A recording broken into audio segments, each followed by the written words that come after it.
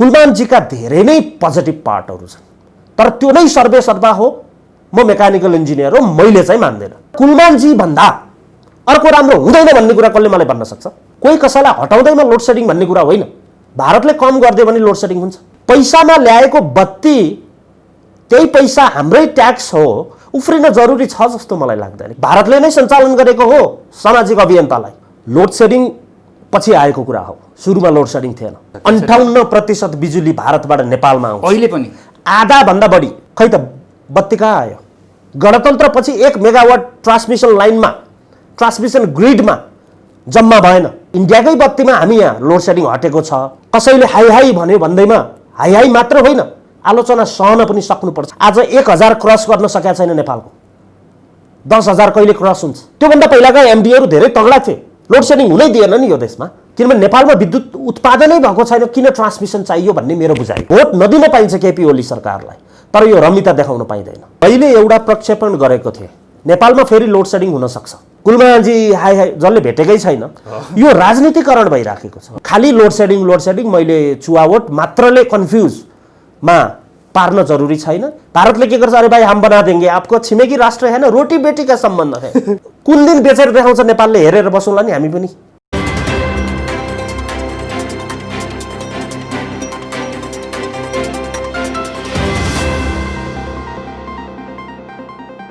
नयाँ नयाँ भिडियो हेर्न अनलाइन हर्पललाई सब्सक्राइब गर्नुहोस् र बेल बटन थिच्नुहोस्।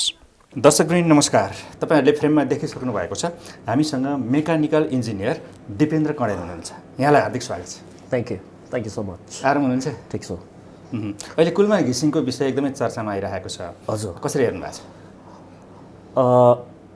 एउटा कुरा सबैभन्दा पहिला म हजुरलाई एउटा के भन्न चाहन्छु भने, म पब्लिक इनोभेटर हो। मेरो कुरा जनता समक्ष भन्दा सरकार समक्ष पुर्याउनुपर्छ भन्ने मेरो मान्यता हो।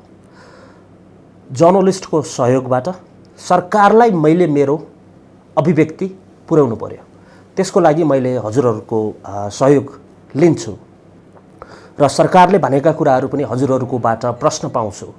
त्यसलाई मेरो आफ्नो इनोभेसनमा मैले 3वटा आइडियोलोजी हेर्छु भन्दा नि हामी पेस्ट एनालिस्ट भन्छौँ होइन, त्यो भनेको पोलिटिकल एनालिस्ट पनि यसमा इन्क्लुड हुन्छ, इकोनोमिकल अनि सोसियो इकोनोमिकल हुन्छ, अर्को टेक्नोलोजी हुन्छ। हामी टेक्नोलोजीले त्यसलाई रिप्लेस गर्दै विदाउट टेक्निकल कुराहरू हामी के गर्न सक्दैनौँ, हामी विश्लेषण गर्न सक्दैनौँ। सो कुलमान घिसिङजीको बारेमा पनि जो कोहीले जे भने पनि, यही युट्युबमा पनि यस्तोलाई किन इन्टरभ्यू लिएको भने पनि यो जनतालाई होइन, यो नेपाल सरकारलाई बुझाउने कुरा हो र त्यही अनुसार विश्लेषण हुन्छ सर मेरो। जस्तो कि लोड सेडिङ उहाँले हटाउनु भएको छ, तपाईँले एक ठाउँ भन्नुभयो कि कुलमानजीले लोड सेडिङ हटाएको होइन, भारतबाट आएको विद्युतको कारणले लोड सेडिङ हटाएको हो भन्नुभयो, यो सत्य हो? म पब्लिक इनोभेटर हो। विद्युत प्राधिकरणको धेरै लामो इतिहास छ, धेरै एमडीहरू परिवर्तन भएका छन्। आज लोड सेडिङ किन भयो? पहिला त थिएन सुरुमा। अर्को कुरा पनि, कालीगण्डकी ए प्रोजेक्ट 19 वर्ष भयो, अहिलेसम्म 144लाई नै हामी नेपालको सबैभन्दा ठुलो प्रोजेक्ट भन्छौँ र म त्यो जिल्लाबाट हो, जुन जिल्लामा सायद नेपालमा यदि त्यस्तो जिल्लाको नाम भन्नुहोस् जुन जिल्लामा लोड सेडिङ अरू जिल्लामा हुँदा भएन, त्यो भन्नुभयो भने स्याङ्जा जिल्लामा लोड सेडिङ भएन। हामी आधी खोलाको प्रोजेक्ट, हामी बुटोल पावर कम्पनीको प्रोजेक्टबाट हामीले लिएका छौँ। लोड सेडिङ पछि आएको कुरा हो, सुरुमा लोड सेडिङ थिएन। लोड सेडिङ हुन बाध्य कसले बनायो, त्यसको जवाब पनि हामी खोज्छौँ। तर कुलमानजी आइसकेपछि लोड सेडिङ हटाउनु भयो, मेरो आलोचना होइन, मेरो सम्मान हो। लोड सेडिङ हटाउने कुरालाई मेरो सम्मान हो। ब्युरोक्रेट्सलाई सम्मान गर्ने सरकारले हो, जनताले होइन। जनताले ब्युरोक्रेटलाई चुज गर्दैन, राजनीतिमा राजनीतिक नेतालाई चुज गरिन्छ। ब्युरोक्रेट्सहरू भनेको लोकसेवा दिएर जाने चिज हो, मैले बुझेको यही हो। त्यसकारण कुनै पनि ब्युरोक्रेटको लागि माइतीघर मण्डलामा उफ्रिने यो काम कसैले गर्छ भने सरकारले यसको लागि आफ्नो रणनीति बनाउन जरुरी हुन्छ, एउटा कुरा। अर्को कुरा, कुलमान घिसिङजीलाई मेरो सम्मान छ। बत्ती हटाएकोमा, लोड सेडिङ हटाएकोमा सम्मान छ। मैले पावर ब्याङ्क बोक्नु परेन, अहिले ब्याट्री चार्ज गरेर राख्नु परेन, हजुरको क्यामेरामा पनि त्यो भएन। अहिले लाइट छ, मेरो अनुहार पनि चमक देखिएको होला, त्यसकारण सम्मान छ। तर कुरा सामाजिक मात्र होइन, समाजले के भन्छ भन्ने कुरा मात्र होइन, राजनीतिक विषयमा हामी हेरिन्छ, आर्थिक विषयमा हामी हेरिन्छ। यसरी हेर्दै जाँदा नेपालमा अहिले भएको डिमान्ड 1100+ अराउन्डको देखिन्छ। 58% बिजुली भारतबाट आयात गरिएको छ। केही समयलाई हामीले आयात गर्न सक्छौँ, तर यो आयात गरेको 4 वर्ष भयो। नेपालमा बनिरहेका साना मझौला र ठुला हाइड्रो पावरबाट निकालेको बत्तीले भारतबाट ल्याएको पैँचो त तिर्न पर्यो। बाङ्लादेशबाट मल ल्याउने भनेर कृषि मन्त्रीले भन्नुभयो, अर्को सालको लागि त तयारी अवस्थामा बस्नु पर्यो कि अर्को साल पनि पैँचो ल्याउने हो? यसरी गरिन्छ इकोनोमिक विश्लेषण। सो नेपालमा लोड सेडिङ हुनुभन्दा अगाडि भारतबाट बिजुली ल्याइएको थियो कि थिएन? यस्तो छ, नेपालको इतिहासमा पहिला बिजुली आएको होइन, बरु हामीले एक्सपोर्ट गर्थ्यौँ। कुरा बुझ्दै हुनुहुन्छ? जति प्रोजेक्टहरू यो देशमा बने, 19 वर्ष अगाडि कालीगण्डकी ए प्रोजेक्ट रेडी भयो, नेपालकै नमुना थियो त्यो। त्यसपछि आज 145 को प्रोजेक्ट किन बनाउन सकेन सरकारहरूले? मेरो सबै सरकारलाई मेरो आलोचना छ। जहाँसम्म हजुरले प्रश्न आन्सर के सुन्नु भने, कुलमानजीलाई लोड सेडिङ हटाएकोमा हामीले धन्यवाद दिन्छौँ, तर आलोचना पनि सुन्न सक्नुपर्छ उहाँले। आज बुढी गण्डकी किन क्यान्सल भयो? 1200 मेगावाटको चाइनालाई दिएको बत्तीको ठेक्का निकालेर भारतलाई आज कसको डिजाइनमा गयो? यो पनि जनताले सुन्न चाहन्छ कि चाहँदैन थाहा छैन। म पनि एउटा ट्याक्स पेयर, मैले चाहिँ सुन्न चाहन्छु। आज अरुण तेस्रो समयमा किन बन्दैन? रसुवागढी समयमा किन बन्दैन? यस्ता प्रोजेक्टहरू किन बन्दैनन्? उत्पादन तपाईँको देशमा हुँदैन। कति समय हजुरले भारतबाट ल्याउने त्यो पनि डेटा चाहियो मलाई। Nepal 84,000 technically 90,000 capacity megawatt capacity क्षमता भएको देश हो। आज अहिलेको मितिमा होइन, भारतबाट नेपालमा कति % बिजुली आयात हुन्छ? 58% बिजुली भारतबाट नेपालमा आउँछ। अहिले पनि आधा भन्दा बढी। फेरि दोहोऱ्याउँ यो कुरालाई, 100 चाहिएछ भने 58 रुपियाँ कहाँबाट आउने भयो? भारतबाट आउने भयो। अनि नेपाल सरकार यतिखेर के भन्दैछ भने, अब नेपालमा बिजुली धेरै उत्पादन हुने भयो, अब यो कहाँ खपत गर्ने, कहाँ लैजाने टेन्सनमा छ नेपाल सरकार भनिरहेछ नि त। यो के हो? यो गलत हो, यो गलत हुन्थेन। त्यही भएर एमसीसी पारित गर्दैछन्। म भन्दैछु हजुरलाई, यो गलत हुन्थेन। यो गलत किन भयो भन्दा 10 वर्षमा 10,000, 25 वर्षमा 25,000 भन्ने मैले 20 वर्षमा 25,000 मेगावाट सुनेको छु मैले। यसले चुनावमा फरक पार्छ? आज 1,000 क्रस गर्न सकेका छैन नेपालको। 10,000 कहिले क्रस हुन्छ? ठिक छ, हामीले गलत गऱ्यौँ, पुराना सरकारहरूले गलत गरे, राजाहरूले गलत गरे, गणतन्त्र आयो, खै त बत्ती कहाँ आयो? गणतन्त्र पछि 1 मेगावाट ट्रान्समिसन लाइनमा, ट्रान्समिसन ग्रिडमा जम्मा भएन। उपलब्धि के भयो गणतन्त्रको? कुरा बुझ्दै हुनुहुन्छ? र यदि नेपालले उत्पादन गर्यो भने बाङ्लादेश पनि पुर्याउन सकिन्छ, इन्डिया पनि पुर्याउन सकिन्छ। तर इन्डियाकै बत्तीमा हामी यहाँ लोड सेडिङ हटेको छ, अनि हामीले कुरा चाहिँ माथिल्लो लेभलमा गरेर राजनीति गर्न त पाइएन नि सर। एउटा कन्सर्नको कुरा। अर्को कन्सर्नको कुरा हो, हजुरको देशमा पेट्रोल उत्पादन हुँदैन, नुन हुँदैन, आयात गर्नुपर्छ केही समयको लागि, र त्यो चाहिँ आजीवन हुन सक्छ किनभने यहाँ उत्पादन हुँदैन। यो कुरामा जनताले स्वीकार्नुपर्छ। तर जुन कुरा यो देशको धरतीमा उत्पादन हुन्छ, जुन कुरा उत्पादन भएको हजुरको क्यामेराले खिच्न पाउँछ, त्यो पानीको तलाउ, जुन देशमा ती इन्जिनियरहरू छन्, म आफू त मेकानिकल हो, मेकानिकल इन्जिनियरको पनि हाइड्रो पावरमा सबैभन्दा प्रमुख भूमिका हुन्छ, अनि हुन्छ इलेक्ट्रिकल इन्जिनियरको। यस्ता इन्जिनियर्सहरू नेपालमा धेरै छन्। कतिजना नेपालका इन्जिनियरले रोजगार पाए 4 वर्षमा? यो विश्लेषण गर्न सकिन्छ। त्यसकारण कसैले हाई हाई भन्यो भन्दैमा हाई हाई मात्र होइन, आलोचना सहन पनि सक्नुपर्छ, एउटा कन्सर्न। र अर्को कन्सर्न, जुन तरिकाबाट एउटा ब्युरोक्र्याटलाई लिएर यहाँ राजनीति बाजा बजाउँदैछ यो देशमा, यो कुराको घोर भर्त्सना गर्दछु म दिपेन्द्र कण्डाल। राजनीति गर्न पाइन्छ, सरकारी जागिर छोडेर बाहिर निस्किनुहोस्, राजनीति गर्नुहोस्, तर एउटा ब्युरोक्रेटको लागि सडकमा जनता उफ्रिएको छ भने ठिक छ, बाहिर निस्किनुहोस्, पोलिटिकल फिगरमा आउनुहोस्, गर्न पाइन्छ। र मैले यो भनेको पनि के हो भने, यदि यो लोड सेडिङ सुरु भएपछि त्योभन्दा पहिलाका एमडीहरू धेरै तगडा थिए, लोड सेडिङ हुनै दिएन नि यो देशमा, चोरी नै हुन दिएन, चोर नदिने अनि चोर समातेको क्रेडिट लिने हजुरले, पहिला त चोर नदिनु पाएन नि। त्यसकारण लोड सेडिङ हुन नदिने ती एमडीहरूलाई म सल्युट गर्न चाहन्छु। तर लोड सेडिङ भएर पनि, भारतको बत्ती ल्याएर भए पनि, चुहावटहरूलाई नियन्त्रण गरेर भए पनि लोड सेडिङलाई अन्त्य त गर्न पर्थ्यो नि। त्यो काम कुलमानजीले गर्नुभयो, त्यसको लागि धन्यवादको पात्र हुनुहुन्छ उहाँ। यसको मतलब चाहिँ कुलमानजी आउनुभन्दा अगाडि चाहिँ यहाँ राजनीति गर्नेहरूले नै लोड सेडिङ गराएको भन्ने हो? त्यो देखिन्छ, त्यो देखिन्छ, त्यो देखिन्छ।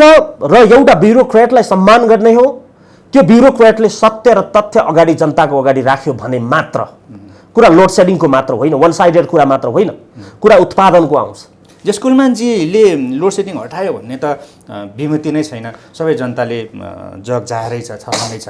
उहाँको पुनर्बहाली गर भनेर पनि जनताले भनिरहेका छन्, सरकारले ती आन्दोलनहरूलाई दमन पनि गरिरहेछन्। तपाईँले चाहिँ कसरी हेर्नुहुन्छ? यो सिम्पल फन्डा हो हेर्नु डेमोक्रेसीको, ठिक छ?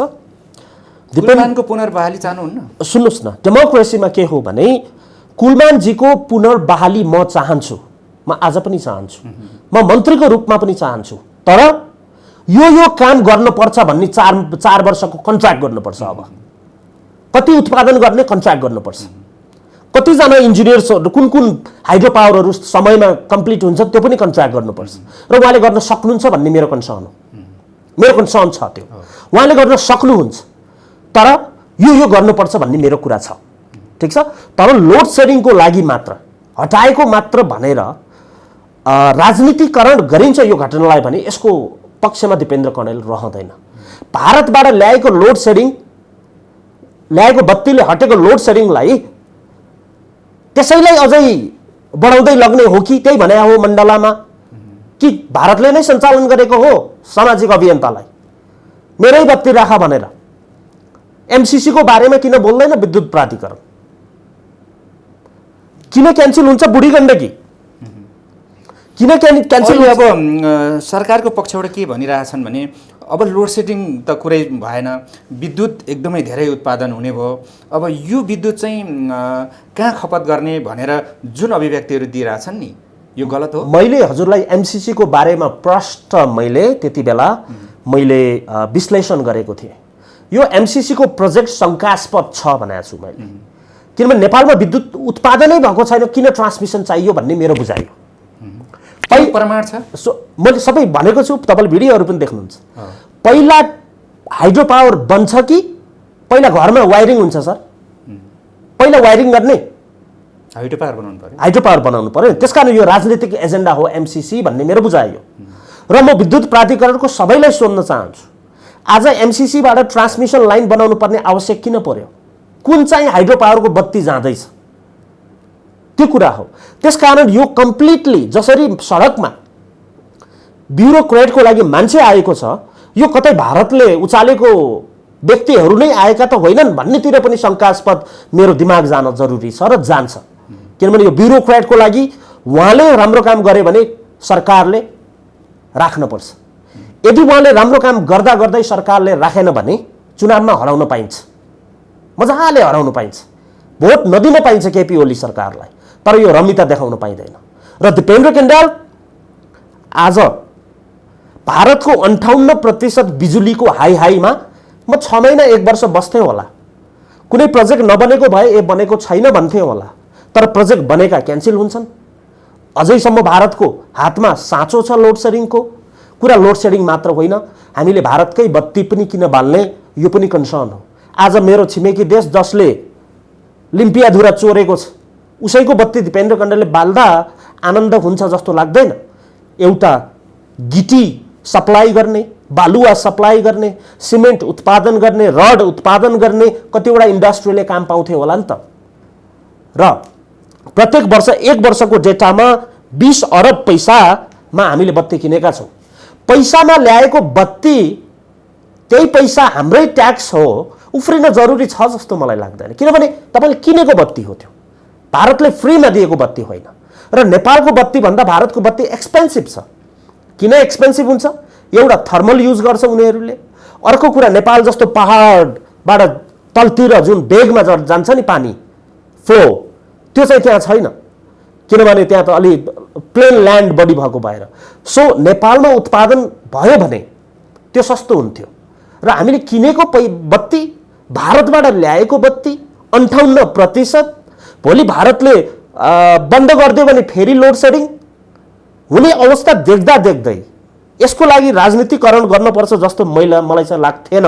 जस्तै कि अहिले तपाईँले राजनीतिकरण भन्दै गर्दाखेरि के कुलमान घिसिङको पक्षमा आन्दोलनमा आइरहनेहरूले राजनीति गरेको हो भन्न खोज्नु भयो? मलाई त्यस्तो लाग्छ। जस्तो कि अब कुलमान घिसिङलाई हटाइयो, जनताले उहाँलाई मान्नु भएको छ, उहाँले प्रष्ट रूपमा फिल्ममा देखाउनु भएको छ काम गरेर होइन, त्यत्रो चाहिँ 18 घन्टाको लोड सेडिङ हटाइदिनु भयो, हामीलाई उज्यालो दिनुभयो होइन, हामीले उज्यालो पायौँ, अँध्यारोमा बस्नु परेन। यस्तो व्यक्तिलाई हटाए सरकारले, हटाएपछि जनताले त चाहन्छ नि त त्यस्ता व्यक्ति। म हजुरलाई एउटा कुरा प्रश्न, अनि अर्को कुरो फेरि उहाँ जब हट्नु भयो नि, अहिले अब चाहिँ ब्याट्रीहरूको खपत बढेको छ भन्ने कुरा आइरहेछ, लोड सेडिङ अघोषित रूपमा हुन थाल्यो भन्ने कुराहरू आइरहेछ। यसलाई चाहिँ कसरी? मैले एउटा प्रक्षेपण गरेको थिएँ, नेपालमा फेरि लोड सेडिङ हुनसक्छ, हुने भयो, अब हुनसक्छ। मैले पहिले भनेको छु जनता सचेत हुनुपर्छ। किन सचेत हुनुपर्छ भन्दा कोही कसैलाई हटाउँदैमा लोड सेडिङ भन्ने कुरा होइन, भारतले कम गरिदियो भने लोड सेडिङ हुन्छ। आज स्याङ्जाको 144 मा त्यहाँ आन्दोलन भयो भने फेरि लोड सेडिङ हुन्छ, यहाँ हामीसँग छैन नि। त्यसकारण भारतले यो केपी ओली सरकारलाई, सुन्नुहोस् है, केपी ओली सरकारलाई गिराउनको लागि धेरै नै प्रयास गरेको 3 वर्ष भयो। कहिले कसलाई उठाएको छ, कहिले कसलाई उठाएको छ। भोलि केपी ओली सरकारले कुलमानजीलाई राखेन भने विद्युतलाई फेरि लोड सेडिङ गरेको देखाएर भए पनि आन्दोलन चर्काउन चाहन्छतिर मेरो ध्यान गएको प्रष्ट छ, एउटा कन्सर्न। दोस्रो कन्सर्न, हामी आलोचना होइन, हामी अरूलाई तारिफ गर्न पनि कति पनि हिचकिचाउँदैनौँ र म त्यो गर्दिनँ। कुलमानजीका धेरै नै पोजिटिभ पार्टहरू छन्, तर त्यो नै सर्वेसर्वा हो। म मेकानिकल इन्जिनियर हो, मैले चाहिँ मान्दैन। कुरा बुझ्नु? कुलमानको चाहिँ विकल्पमा अवतार हुनुहुन्छ। म भन्दैछु कुलमानजी भन्दा पहिलो कार्यकालको व्यक्ति जसले त्यही काम त गर्न सक्थ्यो नि त, भारतबाट बत्ती त ल्याउन सक्थ्यो। 30 मेगावाट उहाँले चुहावटबाट हटाउनु भएको छ, अथवा ट्रान्सफर्मरहरू पुराना भए त्यहाँ पावर लस भयो, अर्को ल्याएर हाल्नु भयो होला, अननेसेसरी ठाउँमा बत्ती गएको रहेछ, त्यो चुहावट हटाउनु भयो होला। अनि पिक आवरलाई हामीले बढी फोकस गऱ्यौँ होला, जस्तो दिउँसो घरमा बत्ती बल्दैन इन्डस्ट्रीलाई दिने, राति घरमा बत्ती चाहिन्छ 10 बजेसम्म फेरि घरलाई दिने, अनि फेरि राति 10 बजेपछि इन्डस्ट्रीलाई दिने, हामी निभाएर सुत्छौँ। यो कुशल क्षमता पहिलो एमडीकोमा देखिएन। पात्रको नाम हो मुकेश काफ्ले, यसरी भनौँ न होइन, उहाँकोमा देखिएन यो कुशल, तर कुलमानकोमा देखियो। विश्लेषण यसरी मलाई गर्न दिनु न। मुकेश काफ्ले भन्दा कुलमान घिसिङ राम्रो हो, किनभने मुकेश काफ्लेजीको त हामीले हेरौँ नि त। यो कुरा भन्न दिपेन्द्र कणेललाई किन डर छैन, तर कुलमानजी भन्दा अर्को राम्रो हुँदैन भन्ने कुरा कसले मलाई भन्न सक्छ? अहिलेसम्म त निस्किया छैन नि। निस्किने कहाँबाट हो? राजनीति गर्ने हो, मण्डलामा उफार्ने हो नाम लिएर, ब्युरोक्रेसीमा हजारौँ इन्जिनियर छ त्यहाँ। कुलमान भन्दा अगाडि नै लोड सेडिङ अन्त्य हुनु पर्थ्यो नि, भएन नि? सुन्नुहोस् न, म भन्दैछु उसको त पालो आउनु पर्यो नि। यो डिजाइन त केपी शर्मा ओलीले गरे हो, भारतबाट बत्ती किन्ने, पहिलाको सरकारले किन गरेन? त्यो डिजाइन त केपी सरकारले गरेको हो। अब भारतबाट बत्ती आइरहेको छ भने नेपालमा कहिले पनि लोड सेडिङ हुँदैन। तर भारतले कुनै पनि टाइम हाम्रो प्रोजेक्ट नबन्ने बेलासम्म बन्यो भने ल लिएर जाऊ, चलो भाग, तुम्हारा बत्ती लेके जाओ, हमको नहीं चाहिए भन्न त पाइयो, तर आज पाइएन, किनभने हामीसँग प्रोडक्सन छैन। ठिक छ, अबको यो जुन अगाडि बढ्छ, म 2004 मा मेकानिकल इन्जिनियर हो, तर म एउटा कुरा विश्वास राख्छु भने म भन्दा 1 वर्ष जुनियर जो छ नि ऊ मभन्दा ट्यालेन्ट हुन्छ भन्छु के मैले। तपाईँ मेकानिकल इन्जिनियर भन्दैछु, यति इनर्जेटिक हुनुहुन्छ होइन, कुलमान घिसिङको ठाउँमा अहिले दिपेन्द्र कणेललाई राखियो भने के हुन्छ? कुलमान घिसिङजीको ठाउँमा समाजले के भन्छ भन्ने कुरा होइन र म त्यहाँ जाने व्यक्ति होइन, किनभने म पब्लिक इनोभेटर हो। एउटा कन्सर्न, जस त्यहाँ आउनु भयो भने के गर्नुहुन्छ? तर यदि जो कोही गए पनि कुलमानजी नै त्यहाँ जानुपर्छ, मेरो कन्सर्नको कुरा, किनभने वी डोन्ट ह्याभ टाइम, अरू छैन। अर्को कुरा के छ भने उहाँले गर्नुपर्ने कामहरू के छन् त? त्यो कुराहरू म गएर प्रतिवेदन चाहिँ बुझाइदिन्छु कुलमानजीलाई र उहाँले गर्न सक्नुहुन्छ र गर्नुपर्छ। तर एउटा कुरा जनताले के बुझ्न जरुरी छ भने मुकेश काफ्ले भन्दा कुलमान घिसिङजी सही हो, उहाँले गरेको सही हो। अरे बाबा किनेर भए पनि त बत्ती त गयो, हट्यो, भारतको भए पनि त हट्यो, यो त पोजिटिभ कुरा हो नि त। 30 मेगावाट त तल घट्यो, यो त पोजिटिभ पार्ट हो नि। तर कुलमानजीले भन्दा मुकेश काफ्लेजीले भन्दा कुलमानजीले राम्रो गर्न सक्दो रहेछ नि त भने कुलमानजीले भन्दा अर्कोले राम्रो गर्न सक्छ कि सक्दैन त्यो कुराको विश्लेषण कसले गर्छ? हिजो यही समयमा कुलमानजीको कसैले हाई हाई त गरेको थिएन, त्यो त कामले देखाउने हो। हायरार्की हजुरले जब आफूभन्दा तलकोलाई तपाईँले कमजोर सोच्नुहुन्छ, म नै हो सर्वे सर्वा भनेर सोच्नुहुन्छ, कन्ट्री अगाडि बढ्दैन। सो अब आउने कुनै पनि व्यक्ति पुरानो अनुहार भन्दा कुलमानजी बेस्ट, तर कुलमानजी भन्दा क्षमतावान छ र केपी सरकारले त्यो देखेको छ भने त्यो राख्न पनि पर्छ। तर त्यो क्षमता देखाउन सक्नु पर्यो, होइन भने 3 महिनामा हटाउन सक्नु पर्यो। तर एउटा नेपाली जनतामा अचम्म लाग्छ, कुलमान घिसिङजी एमडी हुँदा केपी सरकार थिएन, तर पछि त आयो नि त, आयो कि आएन? सम्माननीय प्रधानमन्त्री केपी शर्मा ओलीले चाहेको भए कुलमानजीलाई त हटाउन सक्नुहुन्थ्यो नि 3 महिनामा। कति महिनामा? 3 महिनामा। तर किन हटाउनु भएन? अप्रिसिएट गरे हो नि। सम्माननीय प्रधानमन्त्री केपी शर्मा ओलीले कुलमानजीको कामलाई अप्रिसिएट गरे हो, तर जुन तरिकाबाट राजनीतिकरण गरियो नि यसले बिगार्यो के कन्फ्लिक्ट। केपी ओली मुर्दाबाद, कुलमान घिसिङ जिन्दाबाद, रथका दुईटा पाङ्ग्रा हो। यसरी बोलिदिने होइन सामाजिक अभियन्ताले। सरकारको साँचो केपी शर्मा ओलीसँग छ। यो सरकार हो, यो देशको गभर्मेन्ट हो। अन्तर्राष्ट्रिय स्तरबाट who is the prime minister of Nepal मण्डलाको सामाजिक अभियन्ता त लिँदैन उनीहरूले नाम। त्यसकारण जुन तरिकाबाट यो राजनीति घुसेको छ त्यहाँ, यसबाट सम्माननीय प्रधानमन्त्री केपी शर्मा ओली चलाखी हुनुपर्छ। जुन तरिकाबाट घुसाइएको छ, राम्रोलाई त राम्रो उहाँले म्याद थपिदिनु भएको भए त उहाँले चलखेल गर्न पाउने थिएन नि त।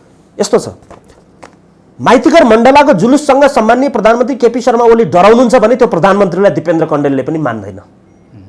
यो जुलुससँग हामी डराइँदैन, हामी चुनावसँग डराउने हो, यो डेमोक्रेसी हो।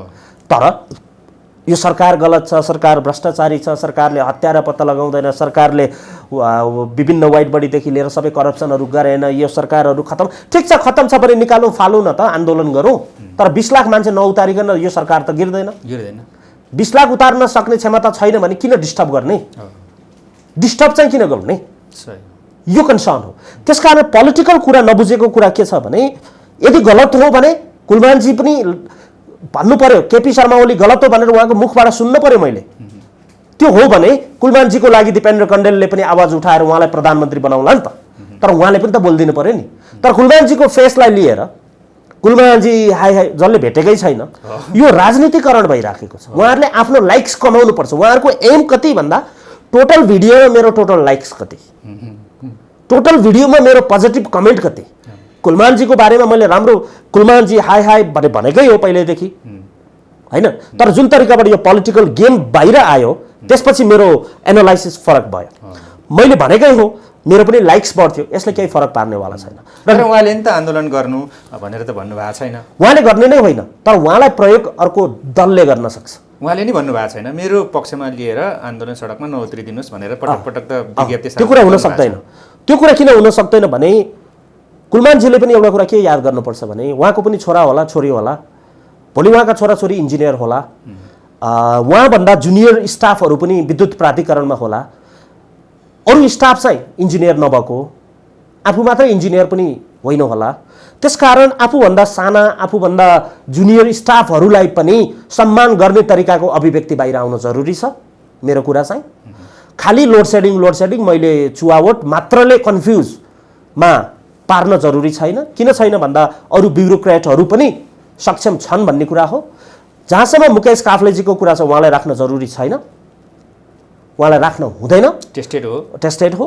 ठिक छ, कुलमान घिसिङजीलाई 1 कार्यकाल अगाडि बढाउन छ तयार, तर काम चाहिँ यो हो। काम लोड सेडिङ मात्र होइन, काम चाहिँ हाइड्रो पावर बन्नु पर्यो, काम चाहिँ नेपालका इन्जिनियरले जब पाउनु पर्यो, काम चाहिँ अहिले कमेन्ट गर्नेहरूले पनि जब पाउनु पर्यो ताकि उनीहरू बाहिर जान परेन। यो सबै काम गर्नलाई उहाँ तयार हुनुपर्छ। कन्ट्र्याक्ट गरेर 4 वर्षमा केपी सरकारले अगाडि राख्नुपर्छ भन्ने मेरो मान्यता छ। र यो कुरा गर्छु म भन्ने तरिकाबाट उहाँले आश्वासन अथवा विश्वस्त केपी सरकारलाई पार्न सक्नुहुन्छ भने उहाँको नियुक्ति पक्का हुन्छ, यो कुरा ठोकेर बोल्दै मैले। तर उहाँले चाहिँ यो भन्नुपर्छ केपी सरकारलाई, भोटेकोशी 102 2021 मा भनेको छ, लेखेर राख्नु, समयमा बन्दैन यो, सबै हेरेको छ। रसुवागढी 111 2020 फेब्रुअरीमा बन्ने आज किन बनेन? 111 त घट्थ्यो नि, पैसा पनि घट्थ्यो। अप्पर तामाकोशी 456 2020 को नोभेम्बर भनेको छ। पत्रकार महोदय हजुरलाई आज भनेको छु, नोभेम्बरमा बन्दैन यो, ठोकेर भनिदिएको छु, लेखेर राख्नुहोस्। अरुण तेस्रो 2022 भनेको छ 900 मेगावाट। कहाँ गए यी प्रोजेक्टहरू? त्यसकारण भारतको डिजाइन के छ भने प्रश्न नेपालीले बुझ्नुपर्छ। नेपालमा प्रोजेक्ट बन्न नदिने, ट्रान्समिसन लाइन अब यताबाट एमसीसी को थ्रुबाट लाने, अमेरिकनलाई प्रोजेक्ट दिने, भोलि त यहाँ डिमान्ड बढ्छ नि। डिमान्ड बढ्दा अहिले जुन रसुवागढीको के अरे यो ढल्केपार र मुजफ्फरपुर जुन छ नि, मलाई लाग्छ 1000 मेगावाटसम्मको क्यापासिटी हो। अहिले हामीले 600 अराउन्डमा ल्याएको छ, मलाई त्यस्तो लाग्छ। 1000सम्म त्यहाँ जान सक्यो, कुरा बुझ्दै हुनुहुन्छ? 1000 पछि त्यो ट्रान्समिसन लाइनले काम गर्दैन। के भने मैले 1000 डिमान्ड हुने बित्तिकै अब त बाहिरको मान्छे नेपाल आइरहेछ, कुखुरा पालन छ, कालिज भन्ने बित्तिकै मलाई कालिज खान मन लागिरहेछ, यो ड्रेस पनि चेन्ज भयो हैन, कालिजको प्रोजेक्ट छ भनेपछि लोड त बढ्ने भयो नि त। लोड बढ्ने बित्तिकै लोड घटाउन त आयोजनाले त सक्दैन यहाँ, त्यो भएर ट्रान्समिसन लाइन इमिडिएटली चाहियो, कुरा बुझ्नुभयो? किनभने भारतबाट आउनु पर्यो, होइन भने त्यहाँ जो कोही पात्र भयो भने लोड सेडिङ हुन्छ। गेम यो हो। हाइड्रो पावर बनाउन किन जोड बढी भएन, ट्रान्समिसन लाइनतिर जोड किन भयो भन्दा पश्चिमतिरबाट लगेपछि उतापट्टिलाई गर्ने।